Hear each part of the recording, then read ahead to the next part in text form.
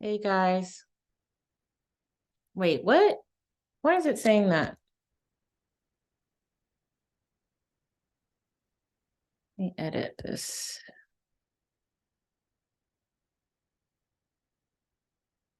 Okay. That's weird. There we go. Hey. All right. Let's see. Guys. Wait.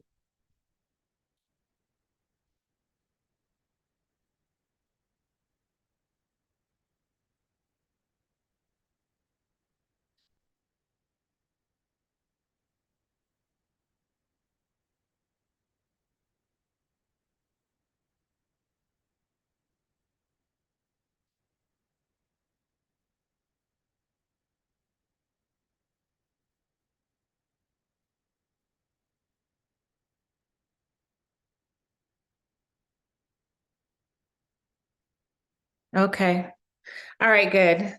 For a second, I was thinking nobody's watching this. Like everything was lagging. So I was like, nobody loves me anymore. Thank you guys for joining. All right. So I got this clip from a friend of mine, Nicole Michelle, and it's from a comedian and actress from School Days. And she said some things in an interview that I thought was so important for us to discuss. I kind of want to break it up, the things that she said, because the way that she feels about Black men, interracial relationships is kind of an indicator of how a lot of Gen X women felt at the time, still feel, and some of you new people, some of you younger generations, millennials, and also Gen Zers. Some of y'all have gotten the message, and some of y'all have not. So I thought this is a really good interview to share with you and talk through with you. But before I do, I want you to know who we're talking about. We are talking about, her name is Phyllis Yvonne Stickney, okay? And she was from School Days. If you guys ever seen that movie, School Days, I will refresh your memory because I'm going to play a little bit of the clip. It has everything in it from colorism to, the competition between women. It's got all of it. So let me just share this with you guys really quick so you can get an idea of who I'm talking about. All right, hold on. I got to make sure that I share the sound too. Okay. All right.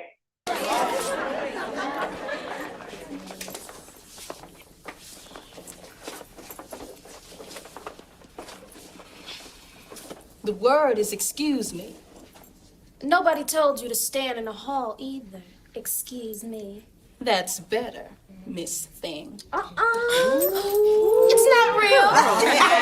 Say what? You heard. This is Phyllis right here. It ain't even real. You wish you had hair like this. Girl, you know you weren't even born with blue eyes. That's right. Blue contact lenses. They're just jealous. Right. Jealous. Rachel, I've been watching you look at Julian. You're not slick. If that was true, he wasn't much to look at. Tell me, Rachel. Pickaninny. Barbie doll. High yellow heifer. Tar baby. Wanna be white, jigaboo. Don't start. We're gonna finish it. Riri, open up! Okay. So there, I mean, if you guys remember School Days, like you remember that scene, it kind of touches on all of the things we talk about, right? It's still the colorism, it's the competition with the Black men, it's light skin privilege, dark skin tax, like all of that stuff is in there. And so years later, Phyllis sat down and had an interview about school days and also about her just experiences with dating Black men, missing out on an opportunity to date somebody of another race because of this crazy loyalty that we keep wanting to have. So I'm going to play, I'm not going to start it at the very, very beginning, but I'm going to play it when she starts talking about her experiences. Hold on. I think it starts right. The conversation and trusting the actors to improv, because everybody on the set was an actor, a real actor.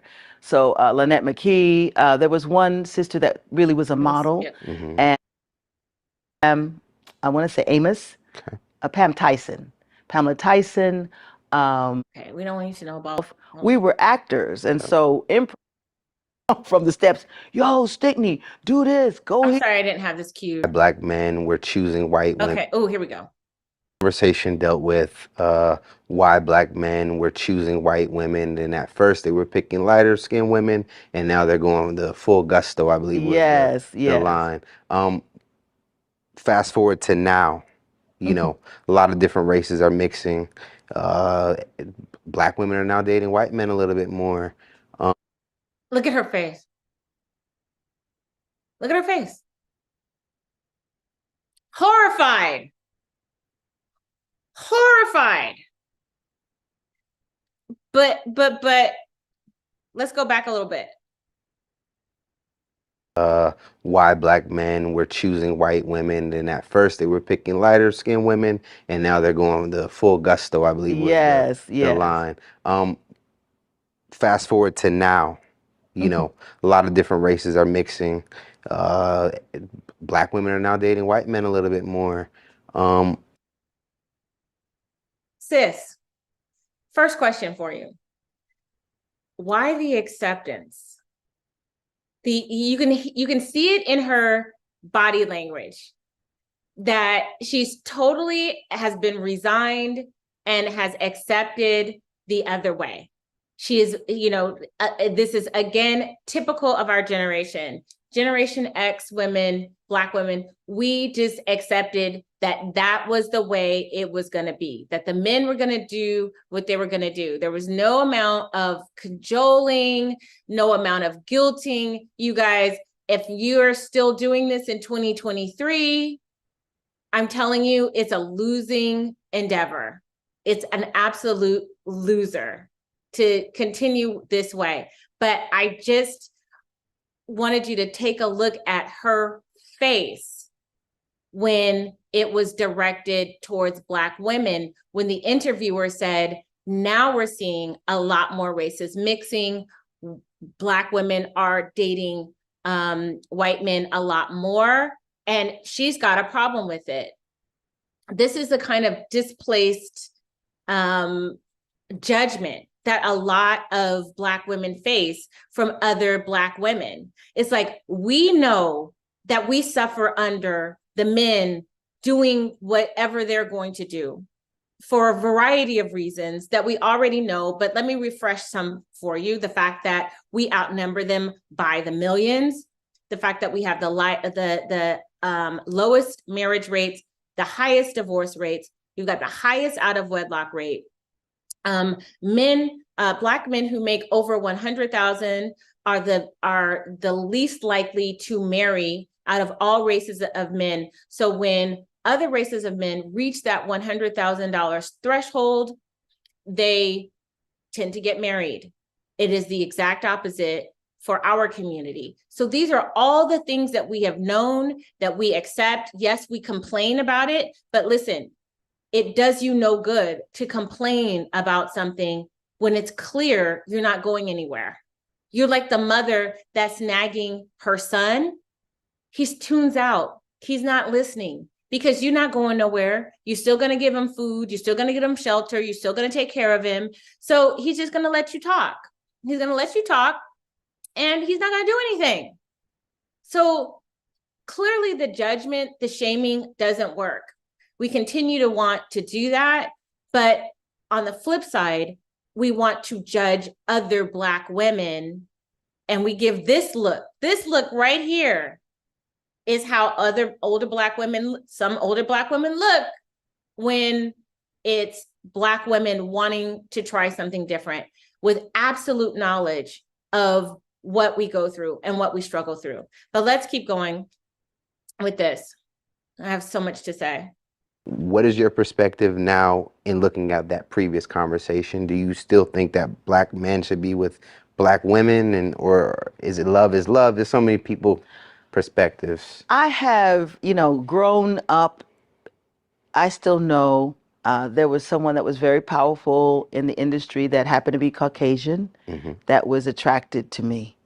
And I remember telling him, this is still, you're still the oppressor. Dang. Okay. You still the oppressor. Really? Still the oppressor. Let me just test something really quick. Can you guys see that in the chat? Because there's nothing in the chat right now. I just want to make sure the chat is working. Write something in the chat if you can see. Okay, hold on. Yeah, write something in the chat and if you can see it, because I'm not seeing anything in the chat. Hold on. I don't know if the chat is working. I just put a test on there and it doesn't seem to be the chat. That doesn't seem like the chat is working. So I'm just going to go on with this. If the chat isn't working, it's just not going, it's just not working. But let's go back to what she says. I'm just going to rewind a little bit. In the industry that happened to be Caucasian that was attracted to me. And so she had a high profile person in the industry that was interested in dating her. And she said, you're still the oppressor. There was someone that was very powerful in the industry that happened to be Caucasian that was attracted to me. And I remember telling him, this is still, you're still the oppressor. Dang. See, that is what you call a genetic fallacy. And it is a trick bag that has been imposed on, I think, Black people, but specifically it's been used as a tool to preclude or try to de-incentivize Black women from particularly dating white men.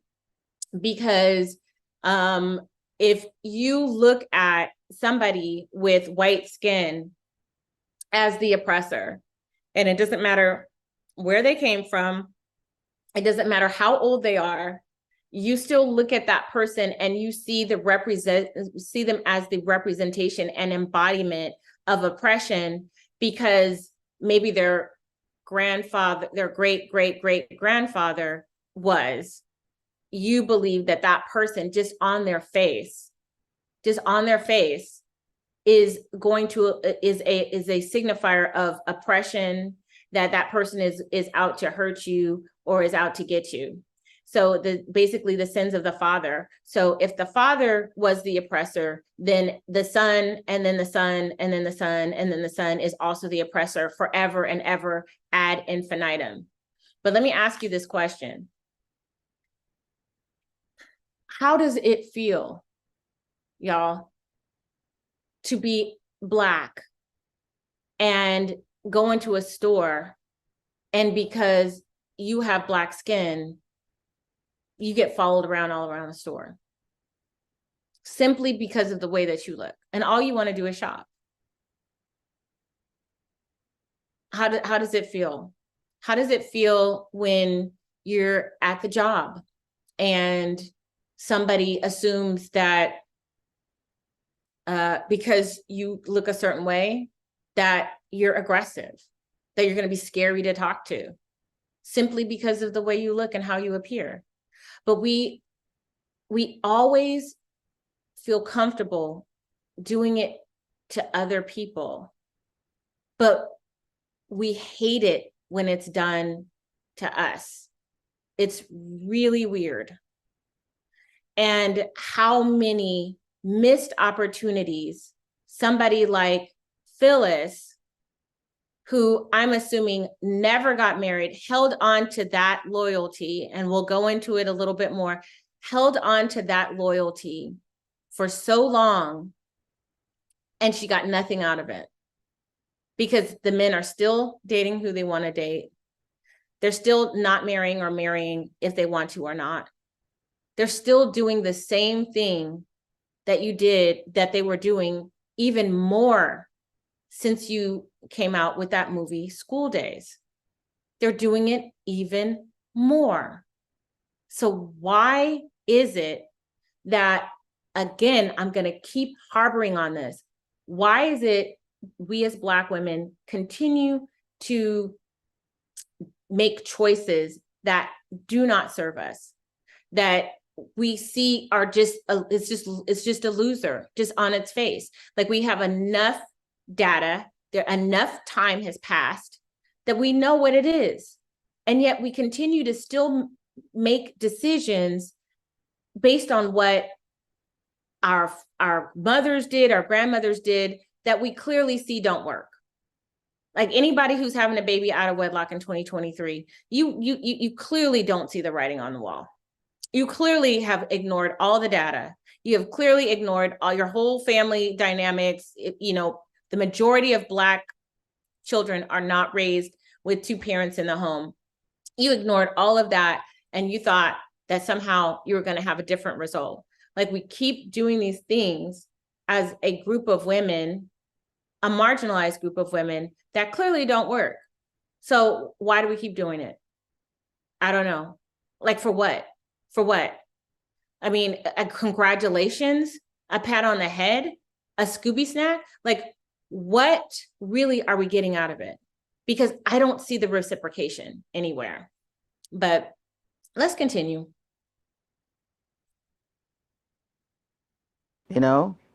And I remember them setting up an audition for me once with one of the top casting agents. Wow.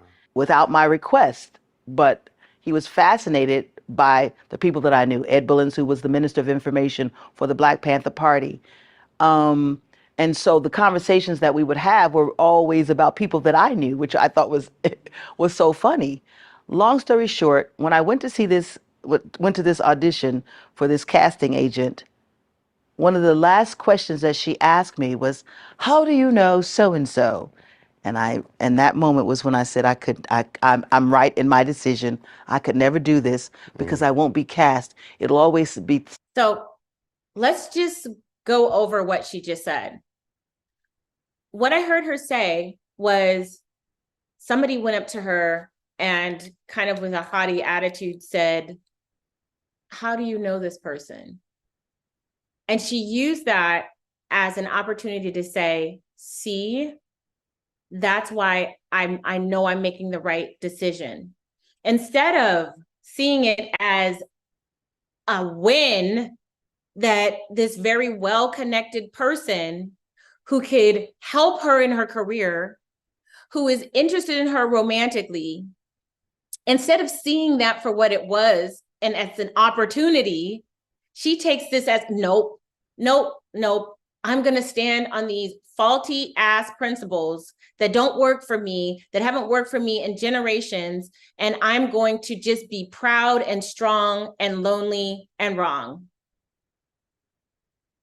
Just so you can say that you stood on a principle that's a faulty principle on its face.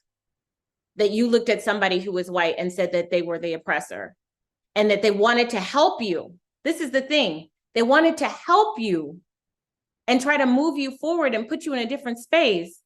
But you're so proud in your Blackness and rejecting any type of interest or aiding from somebody outside of the community that you're willing to miss a blessing. That's crazy. That's crazy. That's crazy. I'm sorry. But let's keep going.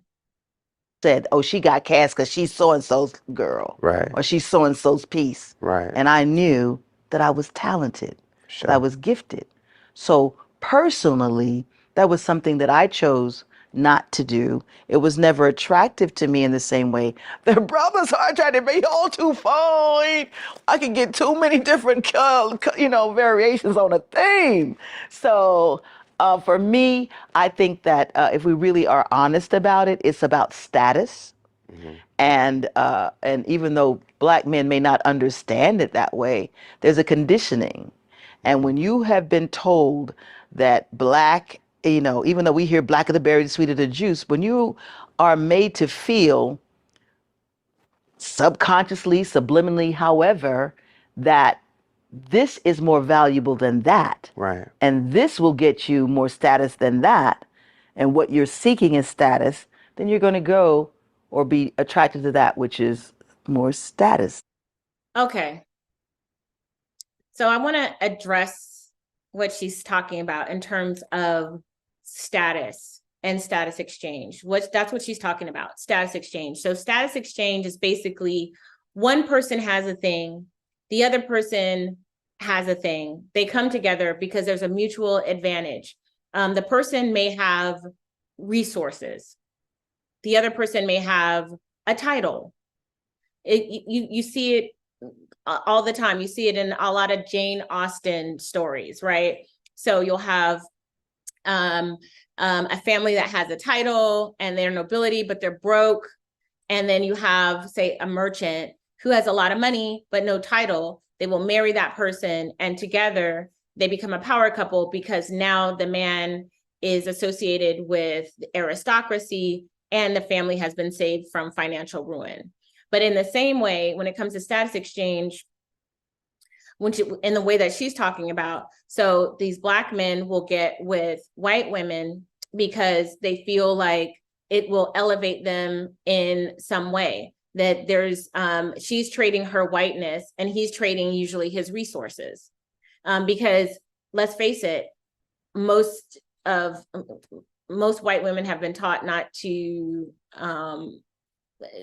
pursue broke men at the level that we have been taught to accept brokenness in men. Like, that's not to say all white women won't accept brokenness, because we've seen it. I know who you're talking about. I have her picture in my head. I know who you guys are thinking about, Becky from the trailer park. I know what you're talking about. But in general, if a white woman is with a Black woman, say for instance, I'm going to bring up like Tiger Woods. That's a perfect example of a status exchange. Tiger Woods is Black presenting. I know he's mixed, but he's Black presenting, has a lot of money, has a lot of success. He always gets with white women. And some could argue that that is a status exchange. So he's got these resources, she's got the whiteness, and together they make him feel like a whole person. On the other side, though, there is no status. Like for Black women to be with white men, there's not really a status exchange. If you're doing it right, like if you're in the situation hypergamously, so he's not out for you for your resources, you're not a blonde, blue-eyed woman. You are Black. And if that man is interested in you and wants to pursue a relationship with you, it's not because he's trying to achieve any kind of status. If anything, it'd probably be you might get elevation of status, because as Bell Hooks mentioned in her book, Ain't I a Woman? When a woman marries in a patriarchal society, when you marry into that person's, whatever that person's nationality, race, or whatever, you're under the covering of the patriarchy in which that man represents. So if a white woman is married to a Black man, then she gets the protection, covering, and association with that form of patriarchy. On the other end, with Black women, they marry a white man, they get the protection, the status, whatever, under that person's patriarchy that you are married into. Does that make sense? So it's not the same at all, but I can see what she's saying about that. Also, here's another thing about this type of status exchange. There's a different way that that Black people and Black men view getting together with a white woman. And we can see that in, say, like the Black Panther movement, where a lot of them, or quite a few of them, were with white women. There were a lot of white women in the Black Panther movement. They justified it by saying, we both have the same oppressor. Meanwhile, I remember, I mean, have y'all seen the pictures of Becky by the tree, standing there, clapping when somebody was unfortunately hung from a tree? Like, let's not pretend that they didn't have a part with our oppression. So to act like white women are innocent in our oppression, and that the men made all the decisions, yes, white women were marginalized too, but to a lesser degree. And they also imposed their own sanctions. For example, this beautiful head wrap that Phyllis has on right now was mandatory. That was mandatory. The women back in the day made that a law. Why did they do that? They made that a law because African women who came over as slaves, we had elaborate hairstyles, braids, this all kinds of, you've seen the hairstyles that we had. This is like part of, our heritage. We do we have some very, we have the kind of hair that you can do those elaborate things with. And so that's what we did. But it was turning the heads of the men, and they didn't like it. So they worked to impose this law so that Black women had to cover their heads with wraps like this woman is wearing. So while it's beautiful, understand that the historical context, especially in this conversation, I think this is appropriate in showing that white women were not innocent in the oppression of Black people, and particularly Black women, because they saw them as as below them because of their Blackness, but also as a sexual threat to them. So they weren't doing us any favors, and they definitely weren't doing Black men any favors either. But going back to the whole Black Panther thing, getting with white women, for them, it's like a win. It's like, I got the oppressor's daughter. So it's this war by proxy that they're waging against white men by getting with their daughters. And so they feel like, and again, I'm saying this is not all, I'm saying this is kind of the theory. This is the floating theory, is that, okay, if a Black man does it, it's kind of a win, because that means that I got your daughter, and that whatever is about me, you can call me inferior, you can call me less than, but I still got you, I still got your daughter. She's in my bed. Or I got your woman. She's still in my, so that's how they fight. That's how they're warring and fighting against white supremacy, I guess. I don't know. I think that's an interesting and creative way of doing it, but whatever. Okay, do what you got to do. Let's keep going on with the video. Right. Gives you more status. Cola Buff wrote an article about beautiful Black women or something, and she actually used me as the standard of beauty, which blew my mind, because growing up, I didn't buy mirrors. I just said this to actually Shep, who wants to direct one of my one-woman shows. And so when I tell people I didn't have mirrors. If it wasn't there when I moved into the house or apartment, that was it. I didn't buy mirrors. It only mattered how I felt. If I felt that my fit was on point, Selah. If I felt beautiful and powerful and sensual or sexy, Selah. I never saw beauty reflected in my mirror image at that time, because I was told. You know what? Phyllis and a lot of other dark-skinned Black women didn't see their beauty either. And shout out to Cola Booth. You guys know she's a friend of mine. I just texted her because I was like, I just heard you mention in this, waiting for her to hear back. I'm going to see if I can get her back on the channel. But so Cola Booth, who is an author, you guys should check her out. She's written several books, one of which that I love the most is The Sexy Part of the Bible. So shout out to her. It's on Amazon. It's Cola Booth, KOLABOOF. She's brilliant, brilliant, brilliant. So Cola Booth, an icon womanist, said this Phyllis was the standard of Black beauty. And I agree. Like going back to, let's go back to that School Days clip.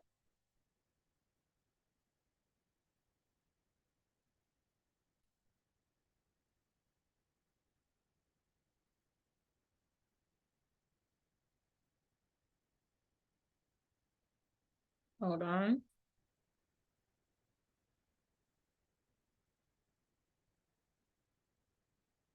So again, this is her. Pickaninny. Barbie doll. High yellow heifer. Tar baby. Wanna be white, jigaboo. Don't start. We're gonna finish it. So yeah, I mean, let's watch a little bit more. Just for nostalgia. Just for nostalgia's sake.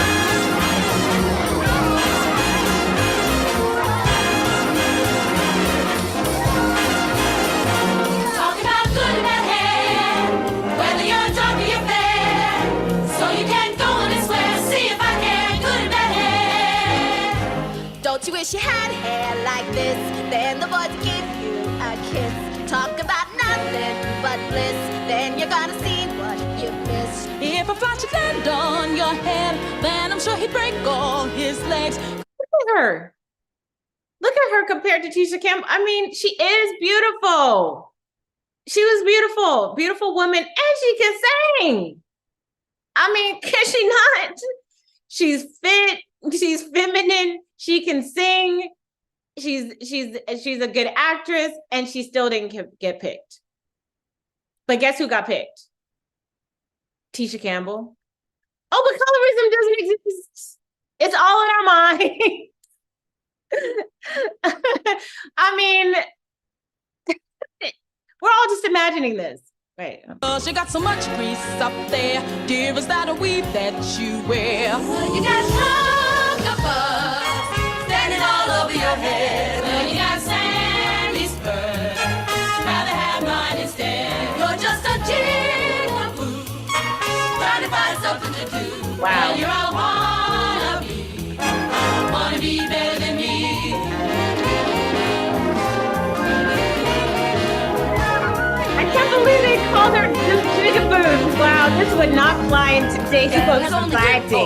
One thing, if you get a lick back, it'll spring. Ain't you, don't you dare stand on high. Ain't you coming and don't you try. Don't you know my hair is so strong, it can break the teeth out the comb. I don't have to put up at night, what you have to keep out of sight. Well, you got cobwebs standing all over your head. Well, you got Sandy Spurs, rather have mine instead. You're just a jigaboo. Oh my God! Find something to do. Well, you're a wanna be better than me.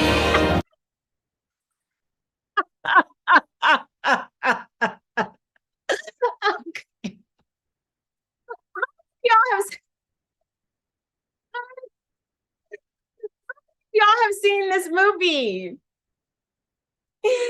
Yes, it's very old. This was made, okay, shout out to anybody who knows when School Days came out. I want to say it was like in the 80s, maybe. And it was the 80s or early 90s, maybe. It's a Spike Lee movie. Y'all are so young. It's so cute. You guys don't know. This is School Days, you guys. I recommend you watch it. You should watch it because the same dynamics that you guys are struggling with talking about today is the same stuff. The same thing that Gen Xers were going through. I mean, there's still this colorism, there's still this competition over the men, you know, that it's just not out there anymore. You know, like Spike Lee did it roughly on the AKA versus the Deltas. So like back in the day, AKA was known to be like the light-skinned Black women. You had to have a paper bag test and all this stuff. You put a paper bag, hold on. I just so happen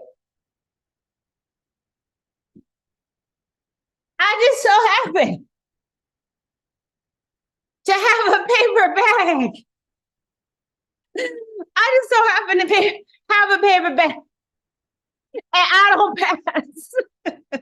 I don't pass the paper bag test. I'm like 3 shades darker than this paper bag. I don't pass the paper bag test. I would not have been in an AKA member back in the day because this was the requirement. This was the main requirement for being able to get into AKA. Sorry if, if I'm offending any AKAs in the audience. I'm just saying this, I would have failed the test. Maury Povich would say, the paper bag test has determined that you are not an AKA. You are not fit for the AKA.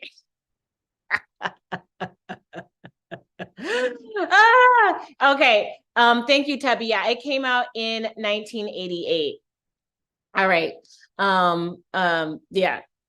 So thank you guys for finding that. So you should go back and watch it. You should go back and watch it because you're gonna start to see that ain't shit changed and ain't shit gonna change. The only thing that's gonna change and the only thing that you have the power to change is you. Like once you know what you know, and if you have accepted it for what it is, the only thing that you can change is you. And if enough of us know that we change ourselves individually, then it becomes a collective, and then eventually there's change. But by the time that change happens, you may be so far gone and so far removed and so over it, it won't matter to you. And that's my hope. My hope is that you make the changes necessary. You see what it is. You see the writing on the wall. You see that ain't shit gonna change, ain't shit changed, and you make those decisions. And then if the community does change, if things start to shift, then you're not going to go running back. You're going to be more discerning. You're going to be less hesitant to want to go back to that. You know what I mean? So that is my hope. A lot of y'all are still so entrenched in this. I have been here for 13 years. I've seen some improvements, but some of y'all still are there. Some of you guys are still there. Some of you guys are still struggling with it. Some of you guys still don't want to see what is actually, I'm looking at it right now, and the sky is still blue today. And the grass is still green and the water is still wet. But we're still in Delulu land. Like, why are we still in Delulu land? I don't know. It has not served us for decades. It hasn't served us for generations, but we're still here. We're still living in Delulu land, where I guess the sky is not blue and grass is not green and water is not wet. The sky is green, water is dry, the grass is blue. I guess. But let's keep going. Yeah, y'all need to, seriously, you guys need to watch some of this history. I'm going to try to find more of it and bring it to your attention so that you can see that ain't nothing changed. The only thing that's going to change is us. Like, nothing has changed. All right, let's go.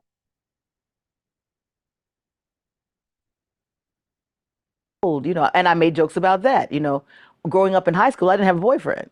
It was old black Phyllis Stickney. You talking about old black Phyllis Stickney? If I said I had a crush on somebody or I liked somebody. See? Old black Phyllis Stickney. Old black Phyllis Stickney.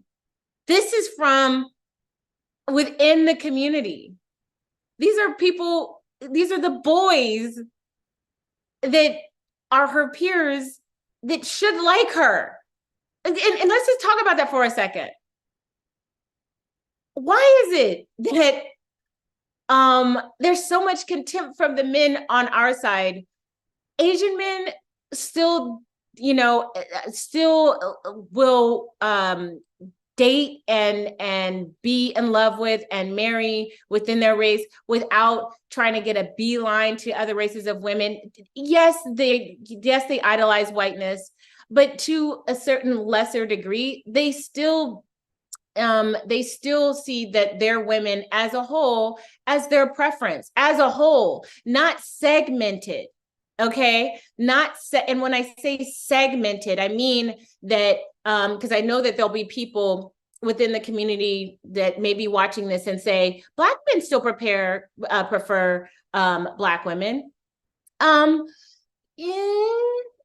It depends. Like, what type of Black woman? Asian people,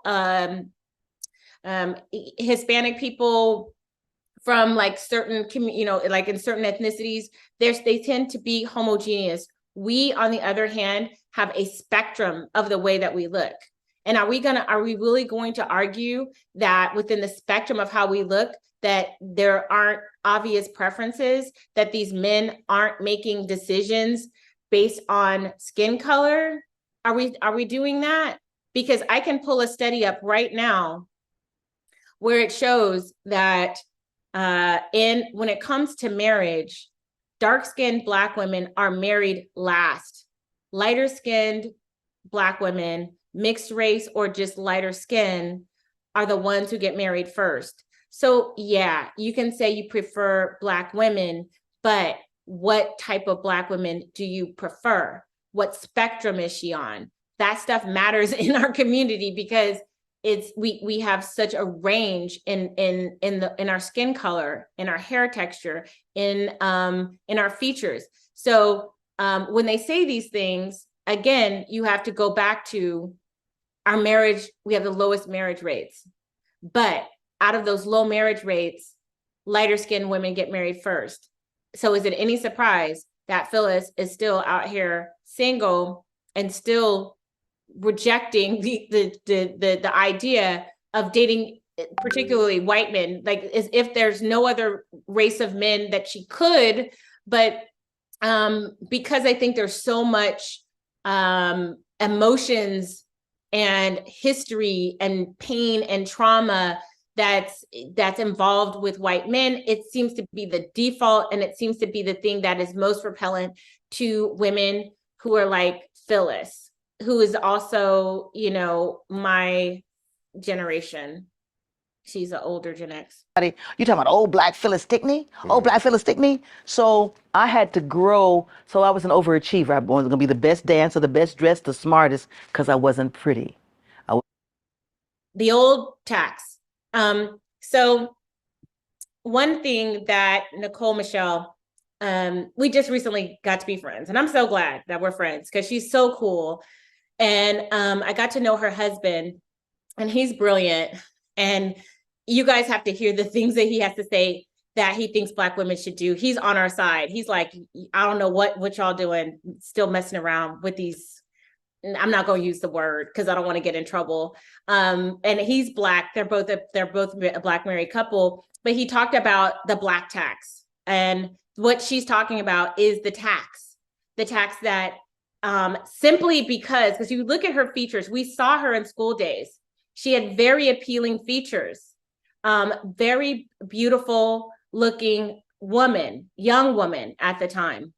And the only thing that made her ugly in the boys' eyes that she liked was her darkness, was how dark she was. That was literally the only reason, because she was a lovely looking woman. She was pretty. That was the literally only reason. So I don't want to hear these things about like, oh, well, it wasn't because she was dark, it's because she was ugly. The woman wasn't ugly. Okay. So let's not go there. Let's not do that, because we can all see with our eyeballs. Okay. Please don't tell me that the sky is purple with blue sparkles. The sky is blue. Okay. And it's not purple with blue sparkles. Anyway, the other thing is that we as dark-skinned women, what we often do is we do feel like we have to overcompensate. We have to feel like, okay, if I'm not going to win the pretty game, then I'm going to achieve. I'm going to be better at this. I'm going to be better at that. So maybe they'll love me.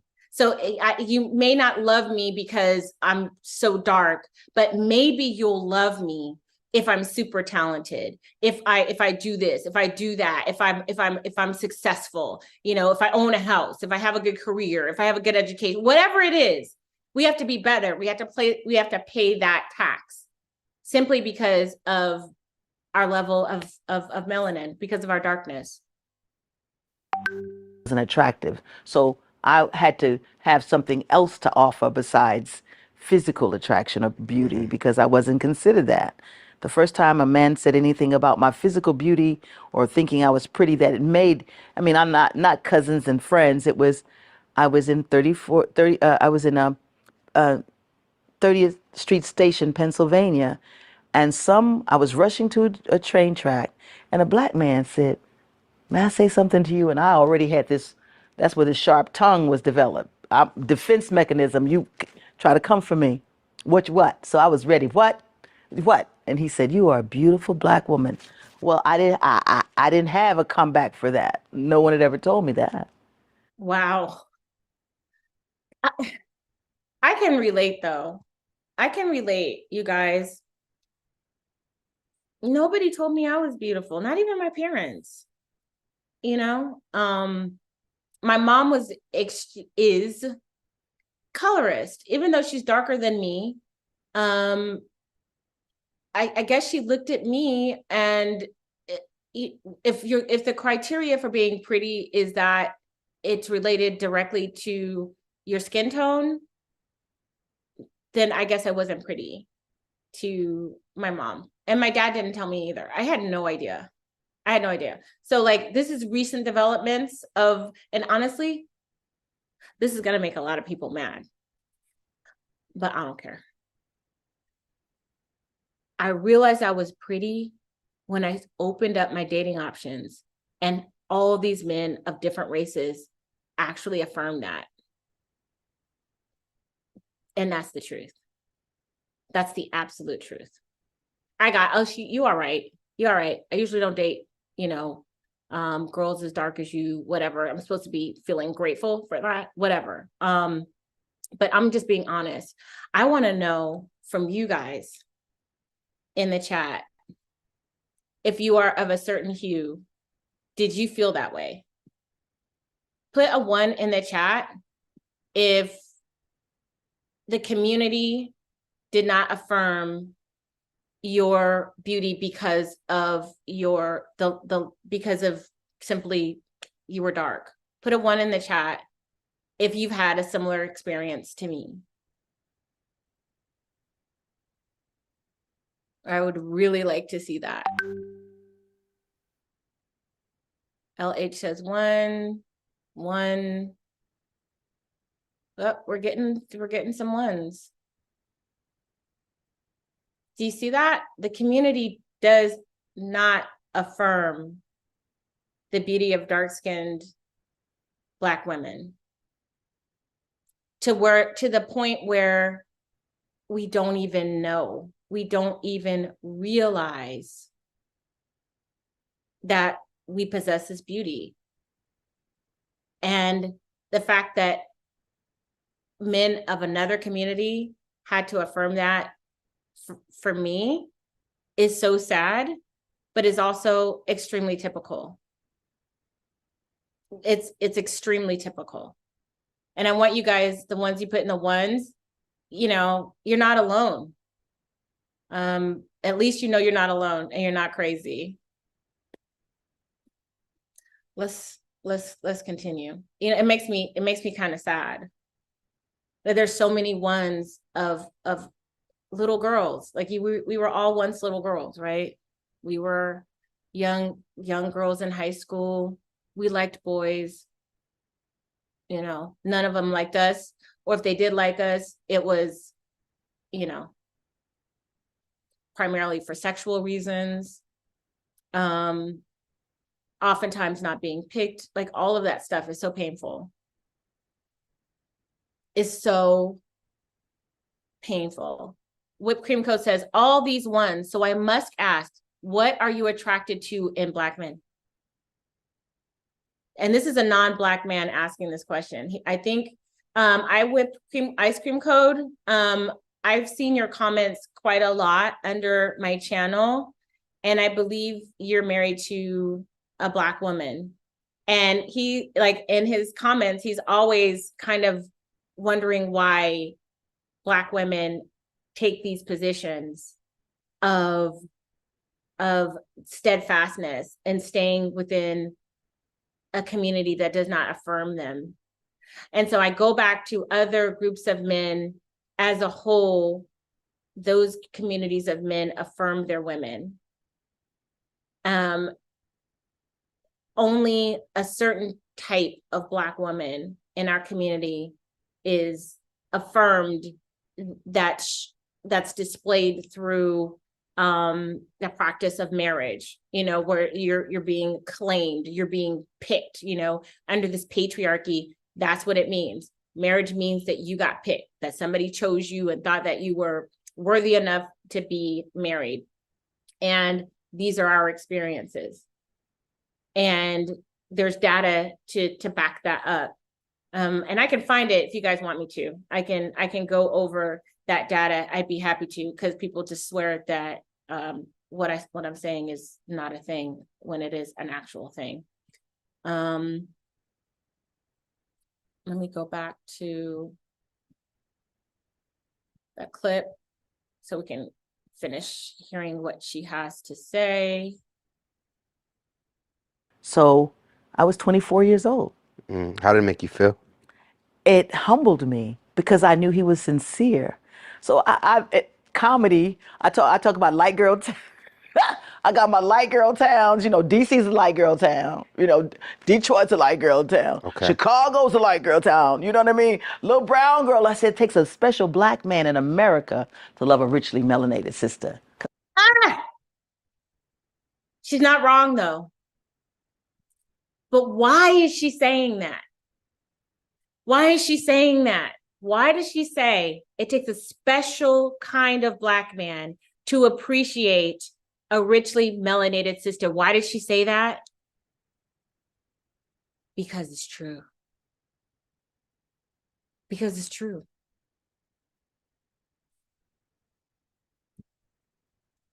That's why she said it. Most Black men just have been conditioned to see beauty differently. Yeah. And I hate, you know what I hate though? I hate that she's infantilizing Black men as if they don't have a choice in reversing that conditioning.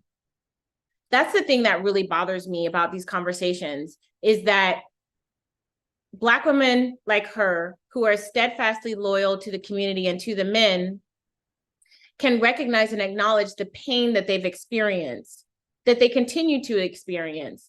They can see what we see, but then when it comes down to the why of it,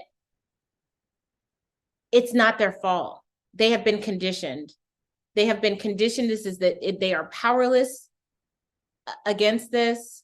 It's because of the white supremacy boogeyman that has programmed this Black man's mind, that he just can't see any other way. I just don't buy it. I just don't. I don't think that. I have more respect for Black men than that, and let me explain what I mean. I don't think that they're children. I think they know exactly what they're doing. I think they're perfectly comfortable with the decisions that they make. I have more respect for them in thinking that they're so weak that other people are controlling them like on puppet strings. Do I think that there's some element to that because of a certain level of beauty standard that is elevated and it's typically white? I think beauty standards is kind of evolving from the white blonde to a more, I don't know, brunette brown, but she still ain't Black, right? And I just think that they're smarter than that. I think they know exactly what they're doing. I don't like that she can acknowledge that these things are happening and her pain, but then want to attribute it to some outside entity, which then allows for the perpetrators to do that unchecked. Instead of saying, no, these are decisions that you are making as a fully grown human being. who knows the history, knows the struggles, sees these women in their family, and they're actively making the decision. I have more respect for them than to believe that they are completely controlled like automatons by white people. Because if I choose to believe that, then that means that you are weak and nobody should be with you. You don't deserve to be with anybody. So if that's how you think, if you're so powerless against this programming, then you're weak, and I wouldn't want to be with you anyway. You're not a man. You know, you're not a man. You're some other, not a man. You're some other thing, but you're not a man. So I choose to believe that the men who do this are actively making an educated, cognizant, self-aware decision. I really do, especially when you're an adult. Why do you think in today's age you see Black women going outside of dealing with Black men? I think that historically, there was always, Massa always desired us, so we would not have the miscegenation that we have. It was not, so we were always desirable to them, rather than whatever they want to say, whatever lies or however they want to flip the truth or actual fact. I think that sometimes, even me in my thinking at this age, not that I ever would, I love Black men, but there's a time that we get tired. Okay. Quick question. Why does it always come to this? They treated me bad my whole life. My whole life. They didn't love me my whole life. They treated me bad my whole life. One Black man in the world told me I was beautiful, but I still love y'all. I'm not gonna go nowhere. I'm not going nowhere. Again, you tell somebody that what they're doing is hurting you, that you have been scarred by it, that you have been marred by it, that your entire, how you chose to live your life was shaped by it. And you have absolutely no contempt. And that means, in my mind, you have no self-respect. How can you love a community that treats you like that? How can you love the men of the community without just blanketly, after telling us what you just told us? What is that except for zero self-esteem? What is that except that? Like, what could it be but that? Like, she has spent the entire interview talking about how she's been abused, how she's been abused in a way of being marginalized, being made to the point where she doesn't have mirrors in the house, or she was that she was teased in high school, that she's never been picked as a wife, I guess. And she can still say this. What do you get out of it? And here this woman is. You want to be this woman? I'm asking. Do y'all in 2023 want to be this woman who can say all these things and still be loyal to a group of men who get to do whatever they want? This is not a Black man bash channel. I try to approach this in an elevated way where I just talk about the facts. I talk about what is. I'm not going to bring in a whole bunch of extra stuff, ad hominem attacks. I'm not going to call Black men names. I don't have to do that. All I need to do is just show you this. All I need to do is ask you what your experiences are. All I need to do is look at the data. I don't need to call them names. I don't need to disparage. It's not personal. It is not personal at all. This is not an agenda to, destroy Black men. This is an agenda to try to wake Black women up. And listen, I don't want you to be woken up by staying angry. Because when you stay angry, then what happens is you're gonna swim in it. You're gonna swim in it this whole time. And then you're going to be so comfortable in it that you're not going to make the necessary changes that you need to make for yourself so your life can be different, because you're getting all your entertainment just focusing on the anger that you feel about finally waking up. But you got to at some point move past that being angry. And that means that you're going to have to do something. That means that you're going to have to make some changes in your life so that your life will be different. And then now that responsibility is on you. So knowledge and discovery is just one part of it. And through the knowledge and discovery, yes, you'll be a little bit angry. But then when you get to the change then requires your responsibility. That means that you're going to have to do something. And what I find is that a lot of us still want to stay caught up in the awareness to what the realities are and stay angry, but it doesn't benefit you in any way to stay angry. I am not angry with Black men. I am neutral. I don't have any feeling either way. I have long accepted this. I don't even think I've ever been angry like, "Rah!" Because listen, I know I can go out there and I can get somebody who loves me, regardless of my lightness or darkness or my black. It doesn't matter. I can find somebody. I'm not held hostage to this situation, and neither are you. Like, none of us are. Like, we literally are the only group of women that will have the key in our hands and will walk into the cage and close it from the inside, reach in from the inside of the cage, lock it, and then swallow the key. We're the only ones that do that. That's us. That is on us. And that's the responsibility that we bear. Because if you're not going to do anything to change it, if you're still going to be, if you're still going to be associated doing all this stuff, allowing yourself to participate in this losing game over and over and over again, maybe you're scared that men outside of the community won't want you. I mean, go on, just all you need is YouTube. All you need is YouTube.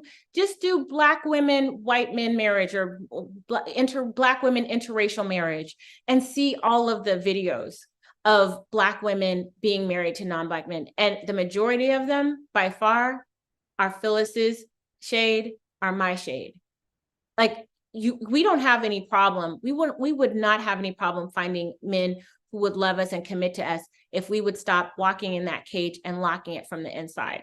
That is our choice, and that is on us. Let's keep going. Of not being respected, adored. Let's go back again. Let's go back a little bit, because this is what she's talking about. So she knows how Black women are treated, but she's not going nowhere. But yeah, I want you guys to hear the whole thing. Of Black men. But I think that sometimes, even me in my thinking at this age, not that I ever would, I love Black men, but there's a time that we get tired of not being respected, adored, right, valued. And so I have friends that are married to men that are not Black, or dating men that are not Black. And I sometimes look and see how they are adored. To be adored. And at some point you go, okay, I want somebody to adore me.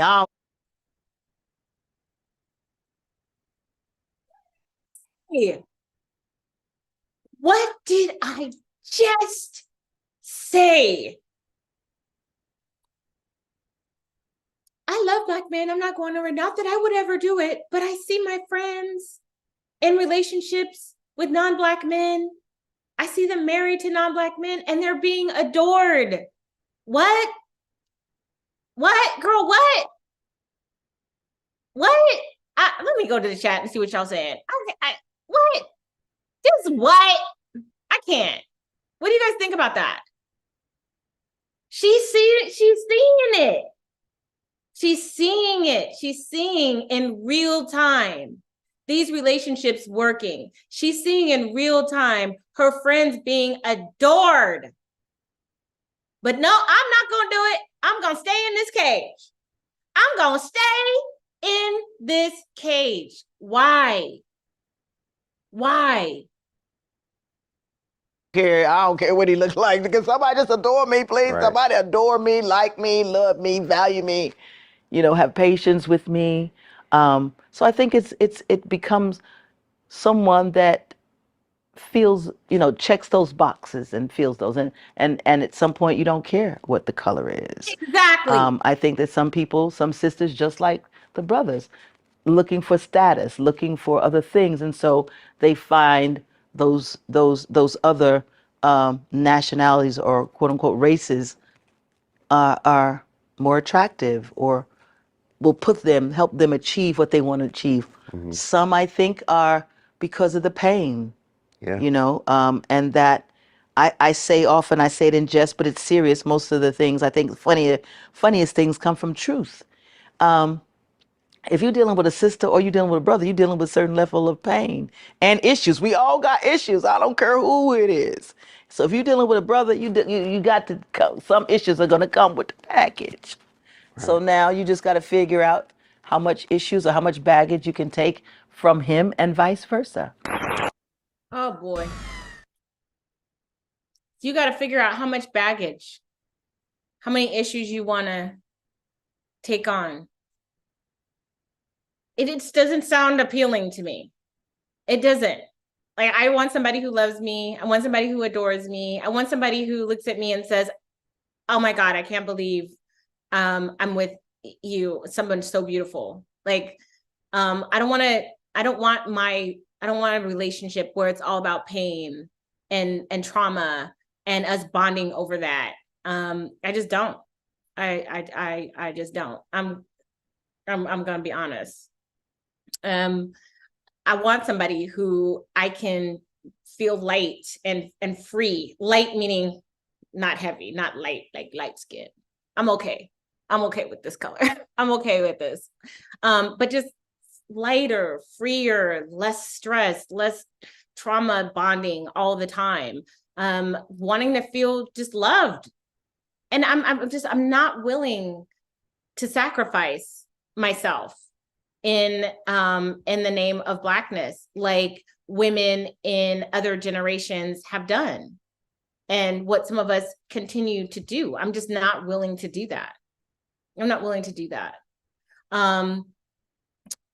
It's the reason why I know that a lot of Black women, their hesitancy of getting into interracial relationships is feeling like they won't be accepted. Feeling like Phyllis, where she basically said there was this high-powered executive who was interested in her romantically that was trying to open doors for her. And by the way, ladies, there's nothing wrong with a man who likes you and wants to open doors for you. Like, that is literally what you want. It's literally what you should want. You should want to be with a man who has the power to push you through and give you opportunities. This is a patriarchy. You get it how you can get it. I don't understand that. So that's literally what you're supposed to be doing. Like, just newsflash, you know, you don't have to do it all by yourself. It's okay if somebody opens a door for you and gives you an opportunity and they happen to think you're fabulous and wants to date you. It's okay. There's nothing wrong with it. There's, you know, that's how it's done. That's how other women get stuff done. How do you think all these other women get these opportunities? Like, this is how it happens. Newsflash.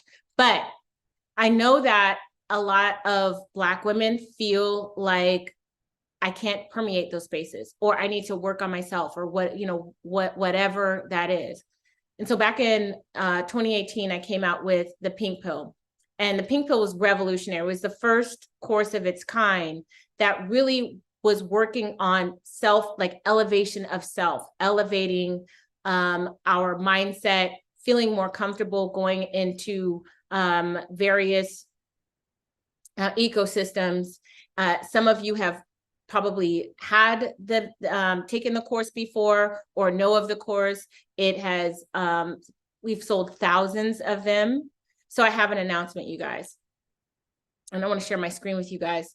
So I have an announcement that I'm having an early Black Friday sale on all of the Pink Pill courses, but not just the Pink Pill courses, but all the courses, all of them. And I want to show you on the site what those courses are. It's the Pink Pill for College, and the Pink Pill for Business. I do this every year, but I don't usually do it for every single course. And you might not even know all the courses, but I'll show you what some of them are. Online Dating Decoded, Style and Etiquette, Older Women's Advantage in Interracial Dating, The Guy's Guide, Complete Question of the Week Video Library, because I used to do that way back in the day. Bonus Pink Pill Lectures, Pros and Cons of Dating, Matthew Hussey. And these are some that I've done recently. The Insidious Lure of Meanness that I did with Kendall St. Charles, where we went over why it seems like Black women, this was during Kevin Samuels, the phenomenon where Black women were volunteering to be humiliated on his channel every night for public consumption.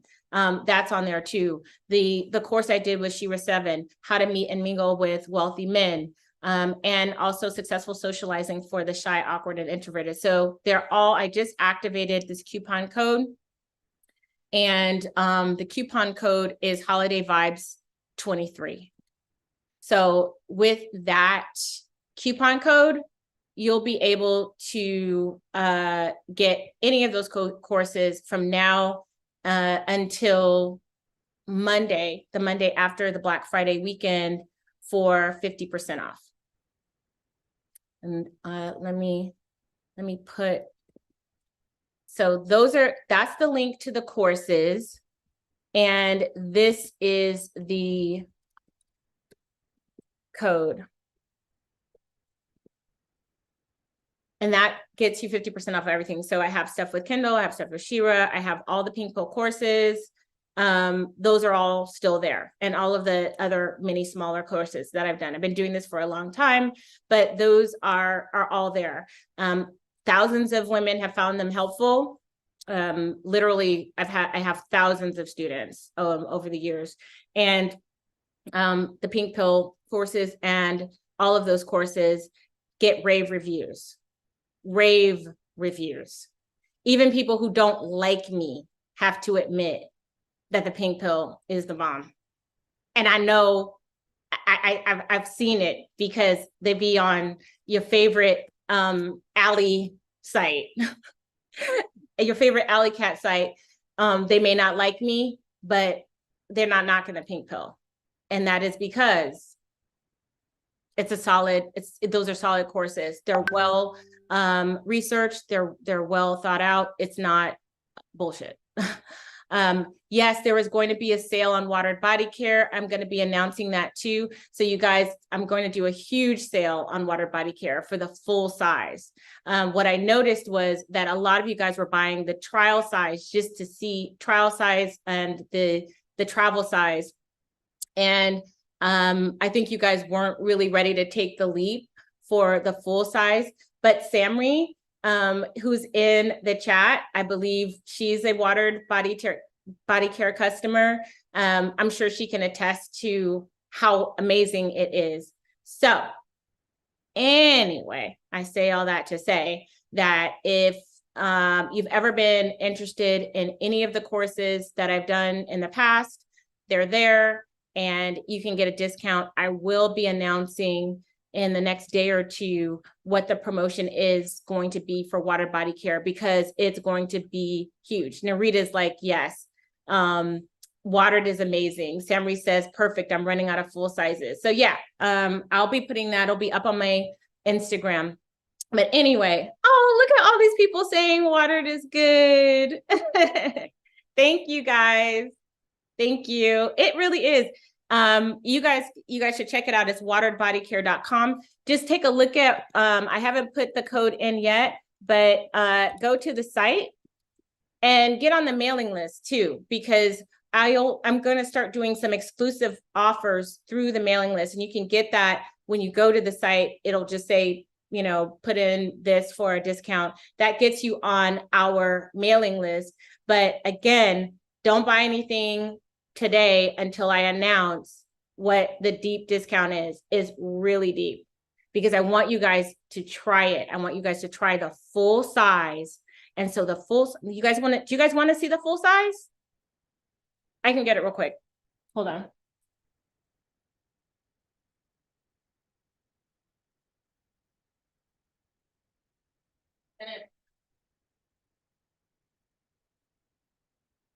So this is the full size of Watered Body Care. And this is a month's worth of spa grade treatments specifically for women of deeper skin tones and mature skin. It's literally the only thing that I use. And again, I'm 50 years old. I just keep saying that. It's the only thing I use. And I'm 55, right by now, I'm like 50 and a half. Okay. January, I'll be 50 and a half. So, and it comes with a dry brush, an applicator spoon to help you budget the product. And it also has the multi-steps that you do once a week that will give you the transformation literally the first time you use it and improves over time. Shout out from Linger Magazine, who actually did a review of Watered Body Care. She said that it's also amazing. So you guys, this is an amazing product. It works. It took me 3 years to develop, and ain't nobody said a bad thing about it. I haven't gotten one negative review, like not one, not a single one, no negative feedback at all. So this is the real deal. All right, guys. So I got some work to do. I got to get these promos out. I got to do some other things, but I wanted to make sure that I went live today so that I could share that with you, share that information. I'm probably going to be going live a little bit more often in the next couple of weeks because of the promotions. I want to share some stuff with you. And I also want to, you know, also just remind you that we've got the promos going. So with that, I want to leave you with this, ladies. Go where you are celebrated, not tolerated. Read the writing on the wall. It is very clear at this point what it is. Learn from the generations prior. Learn from us. Like I kind of want to just show you guys from my generation to yours, the same thinking over and over again that still does not work. Still does not work. So let Phyllis be a case study and a cautionary tale. Don't let this be you. Meanwhile, she's sitting here single, talking about how she just loves Black men and she would never do it, while she sees her friends being adored and loved by their non-Black partners. Which would you rather? I mean, to me, it's as simple as 1 + 1 = 2. But for some reason, it's so complicated for us. And I'm done. Like it's just, at this point, it's really not about the men. At this point, oh, the screen is not on skincare. Sorry, and I don't have my camera up. I am so sorry. I was like talking to you guys the whole time and the screen was not on skincare. I'm sorry. Here is the box for Watered Body Care. This is the complete set. This is a month's worth of the treatment. It comes with a dry brush, an applicator spoon, so that you can budget the product that's in there. This is 4 weeks. You do it once a week. You have immediate results, and the results improve over time. So think of all the things that we struggle with women on the darker spectrum: hyperpigmentation, strawberry bumps, calluses, what do they call them? Black knuckles. We all know what we talk about. We're wearing rings. We got these black knuckles that are like 3 shades, 3, 4, 7, 8, 10 shades darker than the rest of our skin. It helps with that. It helps with diminishing the appearance of stretch marks, uneven skin tone. Again, this is all I use. I use it on my face and I use it on my body. It's made for both. So I apologize that you guys couldn't see it earlier, but this is the box that you would receive. And this is the month's worth. And this is what I'm going to be doing a huge promotion on. I'll be announcing that in the next day or two. Sorry about that. I was just sitting here talking away and you guys didn't see it. So anyway, that's that on that. And I'll see you guys probably in a couple of days when I go live again. Make sure that you like, share, and subscribe. Thank you all for joining. Don't forget about those Pink Pill courses promotion. That's everything that's on there. Don't go to getpinkpill.com because it'll only show the Pink Pill courses. Go to bbwschool.teachable.com. That way you will get all of them. You will see what they all are, what all I'm offering. And again, the code for the 50% discount is Holiday Vibes 23. All right, ladies. I'll see you next video. Bye.